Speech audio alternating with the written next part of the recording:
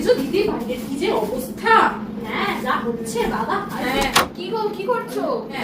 আরে তোমরা তো সেরকম বাইরে টাইরে বেরো না, ওই জন্য খোঁজ নিতে আসলাম কি করছো তোমরা। আসো আসো। হ্যাঁ, অনেক আসো। কথা আসো আসো, বসো বসো, দাঁড়াও। আসো আসো আসো করে। আরে তোমরা বসো, আমি তোমাদের জন্য আরে চা চাটা করে তোমরা, তুমি বসো তো। আরে দাঁড়াও, চাটা পরে হবে, তুমি চলে গেলে হট টপিকটা নিয়েই তোর গল্প হবে না। টপিক গো, রাত্রিরা চলছে, কোনটা ছেড়ে কোনটার কথা বলছো? আরে অন্নপূর্ণার ভান্ডার। হ্যাঁ সত্যি কথা বলেছো দিদি, অন্নপূর্ণার ভান্ডার কিন্তু পেট চলছে। ভরা সেটা রেখে দেখেছো? ছাড়ো, এখন 13 হয়ে গেছে। হ্যাঁ বাবা, বিলাপটা করবো কি করে? কার কোথায় জমি আছে, কার গাড়ি, কার বাড়ি, কটা গাড়ি সেটাও আবার কি ছেলে মেয়ে কি করে, বর কি করে, সব দিতে হবে নাকি? স্কুলে পড়ে, কোন শিশু আছে সেটাও দিতে হবে। বাবারে বাবা, তোমার তো ডেথ সার্টিফিকেটটা চাও বাকি আছে, তাই টোটো আছে তা তো আর 5 টাকা। আরে 5 টাকা কোথায়, এটা তো 3 টাকা।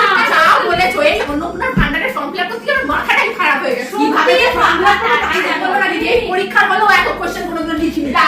ছয়টাতেও এত থাকে না। সত্যি রে বাবা, ধারে 3টা ছাড়া সব লিখটা তো ঠিক আছে, যে কোন থালায় খায় সেটা জানা বাকি আছে। আর খালা তো দূরের কথা, কোন দিন কোন মাছ মাংস সেটা জিজ্ঞেস করতে আর বাকি আছে। আবার শুনলাম নাকি দুতলা বাড়ি থাকলে নাকি দেবে না। দুতলাই হবে না, 3টে ঘর পাচ্ছে। আরে না রে, পাকা কটা ঘর আছে সেটাও দেখছে। স্বপ্নমিনা আমি দেখেছিলাম 3000 দিয়ে কত কিছু বানাবো। সত্যি তাই, আর বলিস না, আমি তো ভাবলাম 12টা মাস 3000 টাকা করে। আমি তো ভাবলাম সোনার দোকানে কি সোনা বানাবো, সব কেন 36,000 টাকা। আর তো শোনা, ঠিক আছে ঠিক আছে, রাখো, চলো বাড়ি যেতে হবে। সন্ধ্যা হ্যাঁ, সন্ধ্যা হয়ে গেছে, বাড়ি গেলাম, সন্ধ্যা দেখাবো। আমার আসছি, আমার আসছি, বাড়ি যেও তোমরা। হ্যাঁ হ্যাঁ এবারকার চা খেলে না পরের বার ঠিক আছে, হ্যাঁ, হ্যাঁ।